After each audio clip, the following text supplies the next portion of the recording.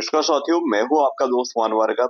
आप देख रहे हैं जीके विद भानु चैनल। साथियों, मध्य प्रदेश में पदोन्नति की कार्रवाई प्रचलन में है। उसी क्रम में देखा जाए तो पदोन्नति से संबंधित यह एक बड़ा आदेश जारी हुआ है।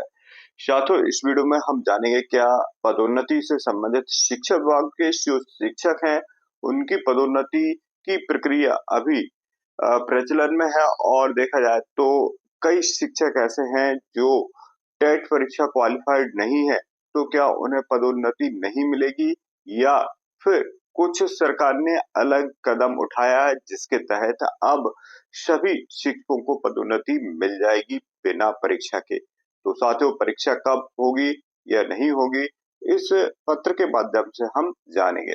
साथियों, जैसे कि यहाँ पर हम पत्र देख रहे हैं, पदोन्नति से रिलेटेड है यह। उपरोक्त संदर्भ पत्र आदेश 10/7/2026 में कृपया अवलोकन करें। उक्त आदेश की सामान्य प्रशासन विभाग द्वारा सीपीसीटी के संबंध में जारी स्पष्टीकरण आदेश दिनांक 26/5/2026 का उल्लेख करते हुए चतुर्थ श्रेणी कर्मचारी से सहायक ग्रेड 3 के पद पर पदोन्नत करते हुए 2 वर्ष के भीतर परीक्षा उत्तीर्ण करने की शर्त पर पदोन्नति प्रदान की गई है। तो साथियों, जैसे कि यहाँ पर प्रथम दृष्टि में अब ज्ञात हो रहा है कि जो चतुर्थ श्रेणी के कर्मचारी हैं उन्हें पदोन्नति दी गई है, लेकिन उनके लिए सीपीसीटी परीक्षा उत्तीर्ण करना होगी आगामी 2 वर्ष में। अगला पॉइंट जैसा कि दिया गया, सामान्य प्रशासन विभाग के परिपत्र 12/6/2009 तथा सहायक ग्रेड 3 के पद पर हिंदी मुद्रण लेखन परीक्षा के साथ मान्यता प्राप्त संस्था से कंप्यूटर डिप्लोमा उत्तीर्ण करना अनिवार्य किया गया है तथा परिपत्र 31/8/2010 का पदोन्नत चतुर्थ श्रेणी कर्मचारी को हिंदी मुद्रण लेखन परीक्षा उत्तीर्ण करने हेतु नियम अनुसार छूट प्रदान की गई थी।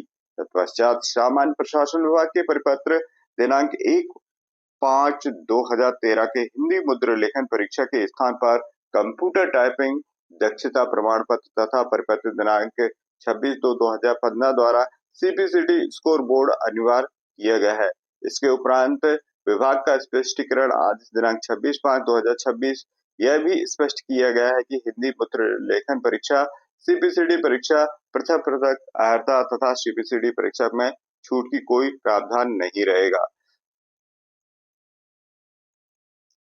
अगला बिंदु है साथियों, जैसे कि उक्त आदेश में वर्णित पदोन्नति आदेश को सामान्य प्रशासन विभाग के परिपत्र में त्रुटिपूर्ण व्याख्यान करते हुए सीपीसीटी संबंधी प्रचलित प्रावधान में के विपरीत निर्धारण अवधि की सीपीसीटी परीक्षा उत्तीर्ण करने की शर्त पर पदोन्नति प्रदान की गई है। अतः उक्त पदोन्नति आदेश 10/7/2026 से निरस्त करते हुए अधिकारी के विरुद्ध नियमानुसार समुचित कार्रवाई की जाएगी। तो साथियों, जैसे कि यहाँ पर हम देख रहे हैं कि सीपीसीटी परीक्षा उत्तीर्ण करना आवश्यक होगा। जैसे कि यहाँ पर जो नियम 10 जुलाई 2026 का निरस्त करते हुए जो इसकी त्रुटिपूर्ण व्याख्या की गई है, उन कर्मचारियों के प्रति अधिकारियों के प्रति अनुशासनात्मक कार्रवाई भी हो सकती है।